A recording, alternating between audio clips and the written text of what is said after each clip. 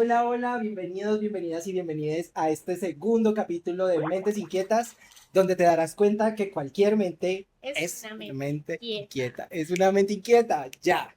Sí, eso mismo. Beca, bienvenida a este Hola, segundo capítulo. hola, gracias. Muchas Por gracias invitarme. por dejarnos venir a tu casa. Con amor. Hoy estamos probando un nuevo formato. Hemos venido a la casa de Beca a grabar este segundo capítulo, a conocer un poco de su historia, de su vida, de por qué es una mente inquieta y qué ha hecho ella para sobrellevar esa vida con esa mente inquieta. No, Juanda, muchas gracias por invitarme al espacio, por darme la oportunidad también pues de contar mi experiencia, mi historia y ahí abarcar un poco de cómo he aprendido a convivir con mi mente, mis emociones y todo mi proceso. Ok, bueno, y miraremos cómo con esto podemos enseñarle a la gente también cómo vivir con esas mentes inquietas, que es un poco el objetivo también de este podcast. Así que nada, muchas gracias, Beca. Y entonces, bueno, para arrancar, cuéntanos por qué Beca tiene una mente inquieta. Bueno, yo diría que me considero me he dado cuenta de que soy una persona que siente mucho. Yo siento mucho, tengo muchas emociones, desde chiquita he tenido muchas emociones. Y más allá de sentirme a mí, siento que también puedo sentir al otro, por más loco que llegue a sonar. O sea, aquí voy a decir cosas bien loquitas a veces. Ok, Pero es porque, este espacio es para loquitas como tú, así que date. entonces como que más allá de sentirme, siento al otro y eso me ha llevado a tener que aprender primero quién soy, a reconocerme, al por qué siento tanto, por qué siento como siento, hasta qué punto debo sentir y también cuando ya entra otro individuo es como qué de lo que le está sintiendo es de él, qué es mío. Es bastante curioso. Ok, y sentir tanto y sentir de la manera en la que tú sientes, en la que te sientes a ti y en la que sientes al otro, ¿cómo te ha afectado a lo largo de tu vida y qué implicaciones ha tenido eso sobre ti, sobre tu historia, sobre tu cuerpo, sobre tu ser? Bueno, buena pregunta. O sea, yo digo que yo he pasado por demasiadas etapas y emociones y profundizando mucho también en esas emociones. Entonces, digamos que yo he tenido episodios que yo digo que han sido depresivos, ansiosos, he llegado a desarrollar como trastornos alimenticios, algunas manías. Entonces, como que explorar y sentir todo eso, como que aprender hasta qué punto sentir cada una de estas sin hundirme o explotarme. Sí, ha sido como una experiencia de altos, bajos, curvas, Ok. etc. Tú cuentas de estos episodios ansioso-depresivos frente a las conductas alimenticias, más o menos desde cuándo o desde qué edad empezaste a vivir eso y pues si nos quieres contar un poco más. Sí, sí, claro. Yo soy un libro abierto. Em, pues yo creo que lo que más empezó más que nada cuando ya la preadolescencia, adolescencia, ¿no? Que uno entra en colegio mixto. O sea, yo pasé de colegio de monjas, que fue como toda mi infancia, mi primaria. Luego un colegio mixto, empecé a interactuar con hombres, mujeres, de todo. Entonces, eso ahí también hubo un cambio en mi forma de pues, percibir la vida, las relaciones con mi familia, y pues nada, también las influencias externas, lo que está socialmente aceptado, lo que debería ser, los cambios de una mujer, pues también en la adolescencia. Entonces como que todo eso trajo muchas emociones, muchas sensaciones y pues tuve, o sea, al inicio uno hace las cosas como en automático, como que yo reacciono así y esto me lleva a esto. Entonces, digamos, cierta ansiedad me lleva a comer, pero entonces el comer me lleva a subir de peso. Entonces subir de peso, bajo la mente de niña que tenía en ese momento, era como, no, pues busco el camino fácil, que es entrar en un trastorno alimenticio, pues fácil, ¿no? O sea, como que simplemente uno se va derivando ya, más las influencias sociales, de los también los famosos, como cosas de influencers, ídolos, que también empiezan a afectarlo a uno, las amistades, lo que uno escucha, lo que te dicen, cómo deberías verte, cómo deberías ser. Entonces todo eso empieza como a carcomerme y ahí fue como que empezó a... Sí, eso y muchas cosas me llevaron como a desatar ciertos momentos de depresión, ciertos trastornos alimenticios, buscar escapatoria, como querer cortar, querer expulsar de mí, querer sacar. Buscaba yo cómo sacar todas las emociones, cómo liberarme de todo eso que estaba sintiendo porque no tenía un conocimiento. Entonces buscaba formas no muy sanas conmigo y mi cuerpo de expresarlo. Mm, ok. ¿Y cómo lo nombrabas en ese momento, porque tú hablas de estos trastornos alimenticios, de estos comportamientos, ¿tú le dabas un nombre o cómo era vivir con eso en tu vida? Más que un nombre, yo lo sentía como liberación. Entonces, como que sí, llegaba un punto donde se acumulaba eso y yo o expulsaba o cortaba o hacía algo para ya sentir que esa emoción salía de mí o esa emoción tenía una salida de alguna forma. Ok. Y la expulsabas de muchas maneras. Exacto, la trataba de sacar de mi cuerpo de muchas maneras. Pues en ese entonces no tenía herramientas, no sabía mucho de todo lo que estaba haciendo. Yo lo normalizaba también, pues por estas tendencias que te digo, lo que uno escucha, como lo que pues está de moda indirectamente. Entonces, como que yo tenía influencias, por ejemplo, Demi Lovato, que Demi Lovato pues estuvo en esa época depresiva, que tuvo bulimia, cosas así, entonces como que uno empezaba a ver esos ídolos y decía, ay, esta persona tiene, siente tanto como yo y esas formas que ya hace, entonces como que no es como que ellos lo hagan intencionalmente, sino que uno de niño pues consume todo esto y es como que bueno, termino en estas, ¿entiendes? Ok.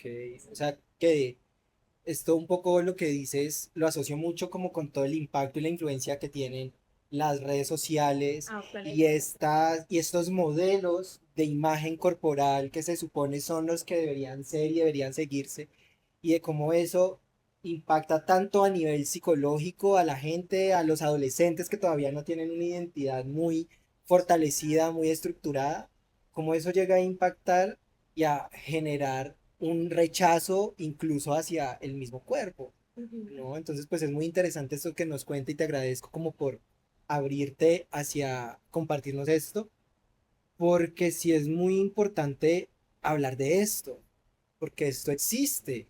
Igual, hay cosas que también, o sea, todo es un proceso. Entonces, como que uno a veces entra en algo que uno no sabe cómo te va a, pues, a perjudicar en futuro o cómo el proceso va a ser ahora con esa situación. Entonces, digamos que pueden haber cosas que en ese momento empezaron y que aún así en tu vida aún puede que afecten o ya sea en grande o pequeña medida.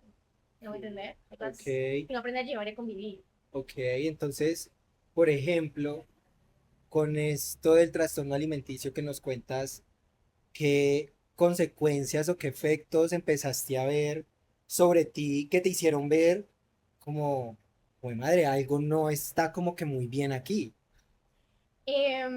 Pues al inicio era como que, ay, te veo más delgado, te veo más bonita, más brillante, la gente diciendo, porque la gente comenta y uno influencia. Y yo decía, ay, esto está funcionando. O sea, yo decía, no, marica, esto está todo perfecto, yo ya estoy logrando mi meta. Pero entonces mi cuerpo empieza a hablar. Y en ese entonces, pues yo era una adolescente que estaba teniendo, empezó a tener el periodo, la menstruación. Y esa menstruación dejó de aparecer. Me empecé a preocupar, claramente, porque pues yo decía, ya, y eso no es normal. Ese fue como mi límite, literal. O sea, ahí fue cuando yo dije, ya, esto está saliéndose de control. Porque pues no estaba viendo mi periodo, que realmente era algo relativamente nuevo. Son los primeros años que uno experimenta. Entonces, si uno no ve que llega, es de preocuparse. Y fue ahí que yo empecé a pensar como que, ok, esto tiene repercusión en mi cuerpo, o sea que y yo busqué en internet, ¿no? Entonces como que la nutrición obviamente afecta totalmente pues, tu ciclo menstrual. Ahí no ahondé tanto en eso, porque pues tampoco es que había mucha información en ese momento, pero sí empecé a ver que afecta y que pues no fue un proceso fácil de, ah, ya dejo de hacer lo que estoy haciendo, sino empezar a ver como estratégicamente de pronto cuándo hacerlo, cómo hacerlo, pero como que nunca se me pasó por la cabeza de buscar otra alternativa, sino que esa era la solución que yo tenía en mente, como que listo, como mal o me alimento de por sí y ya mi castigo es vaciarlo, de sacarlo. Entonces, esa era la única alternativa que yo veía, porque no había una conexión con mi cuerpo, porque no o sea, yo era al inicio, era muy chiquita, me encantaban los deportes, decía todos los deportes del mundo, pero no había una disciplina, no hubo como una conciencia de corporal, y alguien me empezó a decir como que, ay, es que yo creo que tú no eres para deportes, como que tú no eres una persona de deportes.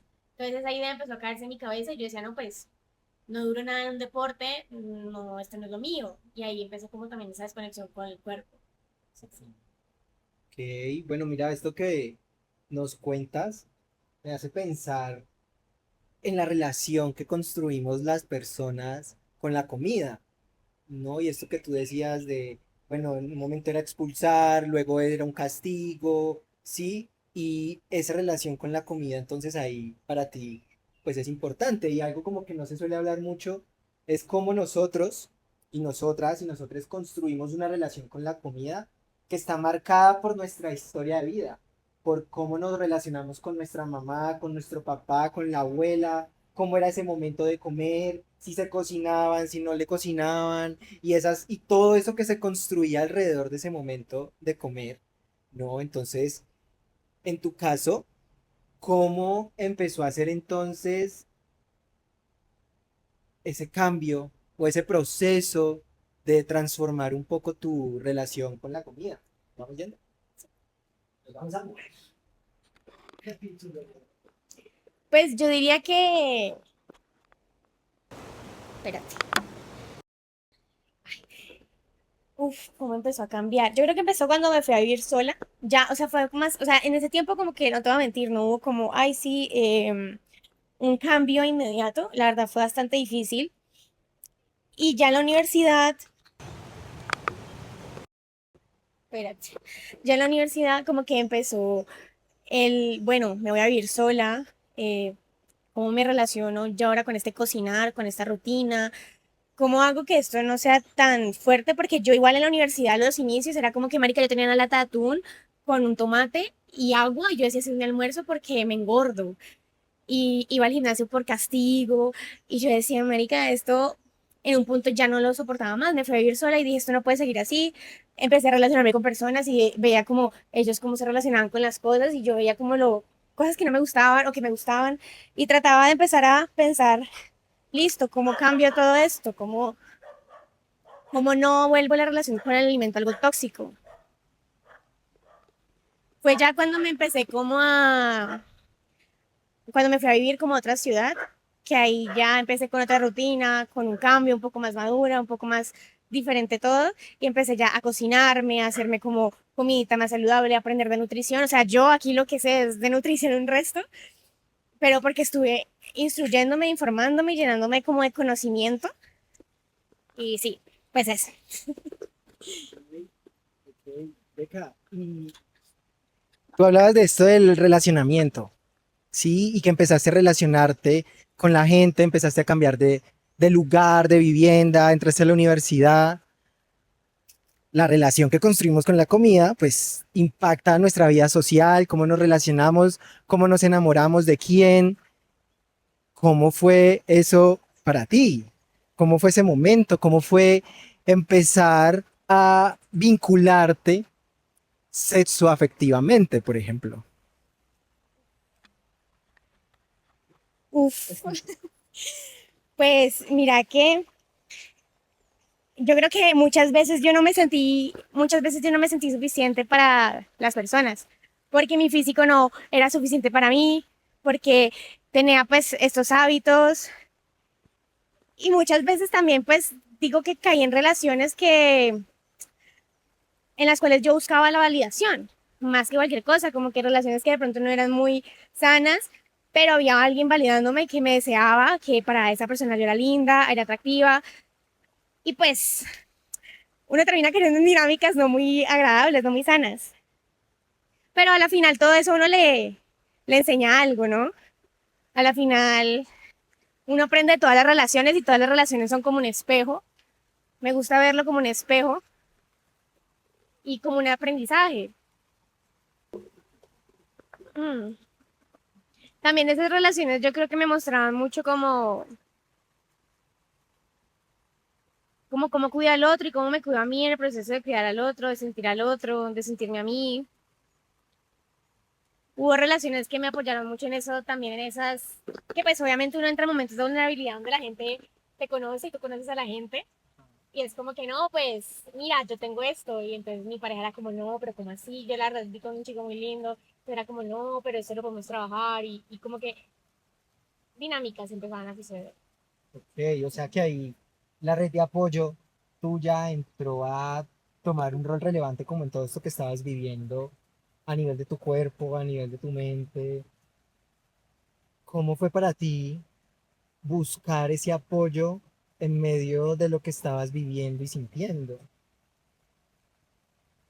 Es difícil, o sea, la verdad también hubo apoyo desde antes, desde el colegio, como las amigas que, ay, se preocupan por uno, pero uno no entiende la gravedad de las cosas y pues uno no entiende que a veces uno inicia cosas en ese momento que puede luego afectar toda tu vida. Entonces, también esos apoyos de esas relaciones, pues eran buenas, pero a veces también pasaba que podía ser un apoyo o podía ser todo lo contrario, porque también depende del otro individuo. Si el otro individuo es igual, si el otro individuo es peor, como que uno adopta y adapta esas rutinas, esas acciones. ¿No? Mm, sí, mira que esto que tú dices es muy común, ¿no? Que cuando uno empieza a relacionarse o empieza a construir vínculos después de la adolescencia y que uno está entrando en una etapa de una adultez inicial, las personas y la manera en la que uno se relaciona con esas personas y el tipo de personas con el que uno se puede relacionar, pues terminan teniendo un impacto sobre la salud mental de uno, o ya sea porque lo acompañan a estar mejor o por el contrario se vuelven como una piedrita de tropiezo Muchas piedritas o de tropiezo. muchísimo la piedra, la roquísima, O la piedra que vas pateando y pateando. y que cuando menos piensas ya tenés el dedo vuelto mierda porque ya la pateaste mucho. Y algo así. Ok. Sí, algo así. ¿Cómo fue entonces empezar a ser consciente de eso que estabas viviendo y empezar a tomar acción más allá? ¿Qué recursos, qué herramientas empezó a encontrar Beca?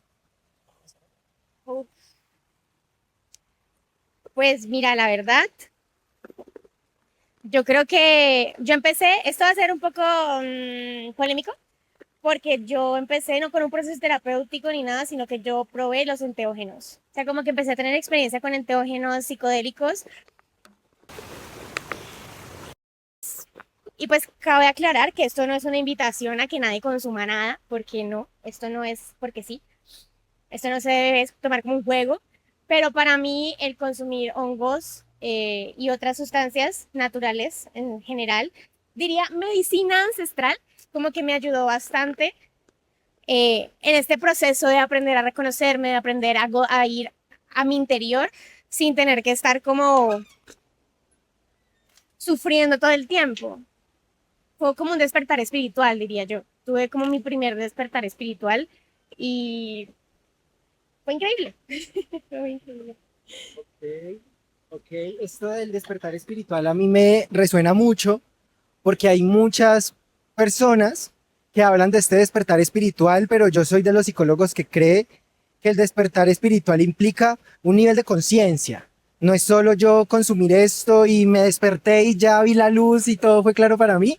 No, eso implica un proceso personal, un proceso de concienciación, de hacer consciente muchas cosas que uno no entendía. ¿Cómo fue para ti empezar a ver eso y a hacer consciente muchas cosas de ti que te posibilitaron tener ese despertar espiritual? Uf, yo creo que lo principal, y de hecho fue una de las experiencias de mi primer viaje, fue darme cuenta de que soy naturaleza, de que somos naturaleza, de que este cuerpo es, pues, materia, es orgánico, es todo está conectado. Entonces, si todo está conectado, quiere decir que lo que yo como, como yo me hablo, como yo me trato, como yo trato a lo que está a mi exterior, todo eso a la final me afecta o es como un reflejo de mí, de mi experiencia, de quién soy, de quién quiero ser, de que cómo habito mejor este cuerpo que es orgánico, que le influencia lo que como, lo que hago, lo que muevo, lo que siento. Ok. ¿Y te costó? ¿Fue doloroso? ¿Fue angustiante vivir ese proceso para ti? Sí, Llora. yo siento mucho. Y, pero lo que a mí, o sea, más allá de sentir mucho, creo que algo que tengo a favor, y está en mi carta astral, está explicado en la astrología. Pero bueno, el punto es que a mí no me da tanto miedo el miedo o el dolor, como que puedo verlo a los ojos, puedo enfrentarlo. De hecho, siento como a veces una atracción a, porque he aprendido con todo este proceso que de cierta forma el dolor, obviamente, pues normal, el dolor que viene con la vida, te enseña algo. los miedos que se te presentan te enseñan algo más y te vuelves, te transformas. Y la transformación duele, pero es parte de la vida y si tú quieres cambiar, evolucionar, mejorar, pues es necesario una transformación, una muerte y un renacimiento. Ah, esto que tú dices, pues es muy interesante y muy valioso porque en los procesos terapéuticos constantemente surge el miedo y la gente le suele tener miedo al miedo. Y por tenerle miedo al miedo, no se movilizan, no toman decisiones, no van por eso que quieren, hacen cosas que no quieren y se quedan en una posición que angustia, que duele y que genera más angustia de la que el Realmente miedo hay. por sí sola genera, ¿no? Entonces, esto que tú dices de no tenerle miedo al miedo me parece O sea, sí le muy... tengo miedo al miedo, ¿sí? Ajá, ajá, ajá. Pero sé que tengo que atravesarlo. Ajá, exacto, que es lo movilizador de no tenerle miedo al miedo. Sí, es como, tengo miedo, pero pues vamos a ver eso que me va a hacer sentir y que me va a enseñar. No le huyamos, Sí, no, exacto. no le salgamos corriendo, que es como muchas veces solemos hacer. Sobre todo si detrás de ese miedo está lo que yo más anhelo, lo que quiero. Entonces, por ejemplo, diferentes estados de mi vida. Me quiero ir a Bogotá a ver qué es ser una publicista. Me voy a Bogotá, qué puto miedo, pero voy y lo vivo. Me voy a vivir, a viajar por el mundo, mochilear fuera de mi país, de mi continente. Qué miedo. Yo me acuerdo que en mi último viaje antes de irme yo tenía mucho miedo, pero algo en mí me decía, tranquila, todo va a salir bien. Y pues ahí ya entra obviamente mi lado espiritual de Lulu y las conexiones y cosas, mensajes que puedo recibir que me hacen tranquilizarme, incluso mi intuición, que es la que a uno le habla con más tranquilidad, diciéndole tranquila, todo va a salir bien. Ok, ok. Te has movido de ciudad y has viajado, Sí, ¿no? Es muy interesante de cómo, en tu caso, movilizarte, cambiarte de ciudad, migrar, te ha posibilitado confrontar muchos miedos, ¿no? ¿Qué nos podrías contar de qué ha significado para ti entonces viajar, moverte y cómo eso ha sido un recurso para ti, para tu cuerpo y para esa mente inquieta? claro. Pues mira que viajar te hace cambiar y transformarte constantemente. Es como que en cualquier lugar que tú vas, tú puedes ser alguien diferente y eso te abre muchas posibilidades. Te hace encontrarte con cosas que no sabías de ti. Por ejemplo, yo era súper complicada para comer, como muy picky, y probé de todo, me gusta de todo, me he vuelto más descomplicada con muchas cosas. He sido un poco más crítica y consciente, analizadora de las cosas a mi alrededor. Me he dado cuenta de cómo es una ciudad, cómo es una naturaleza, qué me afecta, qué no me afecta, qué quiero, qué no quiero. Me ha como construido, me ha ido construyendo tanto la identidad como el pensamiento y el sentir. Y también me ayudó mucho a conectarme con mi cuerpo, porque al viajar, pues no es como que tienes la rutina y un gimnasio, no, es como, bueno, cómo yo me mantengo y creo esta persona que quiero ser, cómo mejoro la relación con mi cuerpo, con lo que me alimento, con el lugar donde estoy, donde habito. Eh, Es una enseñanza para que se lleven todos ustedes frente a lo valioso que es el explorar el cuerpo, el explorar la mente, el explorar las decisiones. Y para ti, Beca, esa exploración que te ha posibilitado entonces más allá en todo este proceso, ¿qué le dirías a la gente para que exploren y se exploren a sí mismos y exploren el mundo y exploren su hogar, lo que les gusta, etcétera? Hay una frase que me gusta mucho y es como que the only way out is the way is going in. O sea, como que la única forma de salir es yendo hacia adentro. Espérate, que te va a llevar a un lugar. Y básicamente, cuando tú exploras tanto lo interno como lo externo, o pues es que en lo externo tú exploras lo interno, te vas dando cuenta cuáles límites quieres, qué quieres en tu vida, quién sos, te puedes cuestionar mil veces quién sos, cosa que no puedes hacer de pronto en tu zona de confort.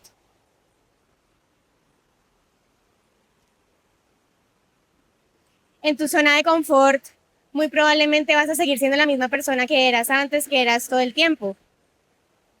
Y vas a estar rodeado de la gente que ya te conoce, que ya te tiene una idea, que ya tiene algo de quién eres tú. Y el darte la oportunidad de explorar y viajar y conocer así sea un pueblito al lado de tu casa, ya te puede dar una perspectiva más amplia de quién puedo ser, de qué puedo llegar a ser. Y obviamente no te voy a mentir, eso da ansiedad, eso preocupa. Hay momentos donde yo no sabía muy bien ni siquiera dónde iba, a qué horas iba a llegar a dormir, dónde iba a llegar a dormir. Pero ahí mismo tú te retas y te das cuenta de que estás en crecimiento y que eres alguien que puede velarse por sí mismo. A veces estamos encerrados en muchas ideas mentales y creemos que nos definen, pero hay mucho más allá de lo que tú crees que te define. Hablo.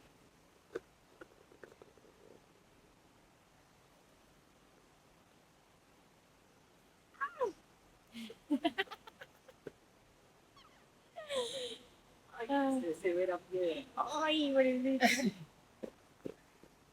Ok, bueno. Teniendo en cuenta, pues esto que nos relatas sobre ti, sobre tu historia, a las personas que nos están escuchando y viendo, ¿tú qué? Y bueno, y que han pasado por cosas similares a las que tú has vivido, ¿no? Otras mujeres, hombres, personas LGBT. ¿Tú qué les dirías para que hagan frente a su proceso? ¿Qué les recomiendas? ¿Qué herramientas crees que pueden tener al alcance para que puedan ver más allá de su trastorno alimenticio, ver más allá de esta conflictividad en el construir vínculos, relaciones y frente a la ansiedad, frente a la depresión, frente a la manía? ¿Qué les recomiendas a todas esas mentes inquietas que puedan hacer para atravesarse? Yo creo que lo primordial, y es que también lo he aprendido mucho, es que cuando estás mucho tiempo acá, hay que aterrizar acá, en el cuerpo. O sea, como que yo no te voy a decir aquí, mira, yo soy la persona más fitness, más disciplinada y de todo, pero he aprendido a encontrarle placer al movimiento y en ese placer del movimiento también encuentro una paz, sobre todo yo que puedo pensar mucho, o que mis emociones las pienso, o que siento mucho, como que a veces estamos acá y respirar, moverte, hacer yoga, ejercicio, como que pueden ser formas de aterrizarte. Y creo que eso es lo primero, o sea, creo que la primera conexión que uno tiene que trabajar es el cuerpo, uno mismo, y ahí ya poder empezar a decir, marica, bueno, mis emociones, cómo me están afectando, cómo me recogen, cómo me sueltan, cómo me liberan, cómo transito esto que acaba de pasar, porque al final todo está en el cuerpo y nosotros no tenemos un cuerpo, somos un cuerpo. Entonces es como yo soy esto y cómo puedo convivir, aceptar, sanar esa historia, darme una oportunidad nueva, porque también es como que nadie te dice que no puede empezar de nuevo y que tienes todo el derecho y que qué chimba conocerte a ti mismo, ¿entendés?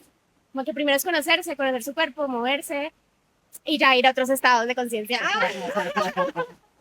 ¿Por qué no? ¿Por qué no? Me interesa. Bueno, esto es muy bonito. Gracias por compartirnoslo, porque de nuevo volvemos a la importancia de lo que es el cuerpo, ¿no? Así como una mente que sufre, que duele, que tiene una historia que la marcó y que generó tantas huellas, pues como vimos en ti, esto fue a tu cuerpo, ¿no? Y como eso que ocurría en tu mente, en tu cabeza, fue a tu cuerpo y se empezó a manifestar de muchas maneras. ¿Y ahora qué hago? Y ahora, ¿qué hago con eso? Y ahí es donde viene entonces lo terapéutico de, pues la mente y el cuerpo tienen una conexión, son uno, el cuerpo es una extensión de nuestra mente y por tanto hay que moverlo, hay que usarlo, hay que darle un lugar porque ese cuerpo pues es el que nos tiene viviendo aquí, es el que nos tiene transitando este mundo y es preguntarse, ¿yo qué le quiero dar a este cuerpo que me hace vivir y estar aquí, sentir y conectarme? ¿Yo cómo voy a cuidar de mí? ¿Cómo voy a cuidar de mi cuerpo, de mi mente, de mi espíritu, por qué no?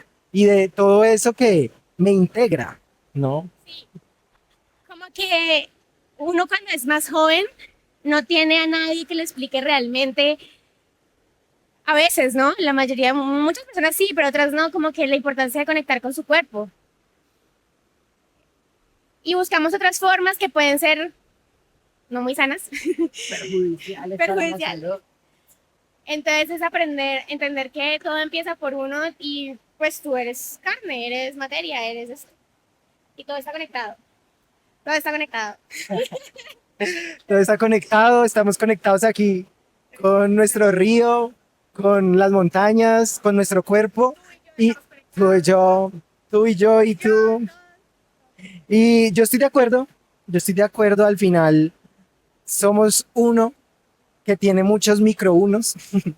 Y bueno, nada, Beca, agradecerte por aceptar la invitación a este segundo capítulo de Mentes Inquietas, por invitarnos a tu casa, por mostrarnos, por compartirnos estos lugares tan espectaculares. Y corrámonos para acá. Y nada, gracias por abrirte, gracias por abrirnos tu historia, por contarnos de ti, de lo que has vivido, de lo que ha pasado, de lo que has hecho, de dónde has viajado, dónde te has movido. En serio es muy valioso reconocerte en serio, tomarte tan en serio tu proceso y tomar acción frente a lo que te dolía, ¿no? Y pues bueno, ahora tenemos aquí dándola toda a seguir, que esto es un camino de seguir aprendiendo, de seguir haciendo, de seguir moviendo y tomando decisiones, a ver qué más te encuentras por ahí. No, gracias por a ti, por el espacio, por todos. Gracias por ver al que llegó hasta acá. Y nada, un abrazo. Sigan aprendiendo a convivir con sus mentes inquietas. Hay muchas formas. Y si algo, foco es una gran forma. Mentes Inquietas, capítulo 2. Gracias. Bye. Ahora se paró.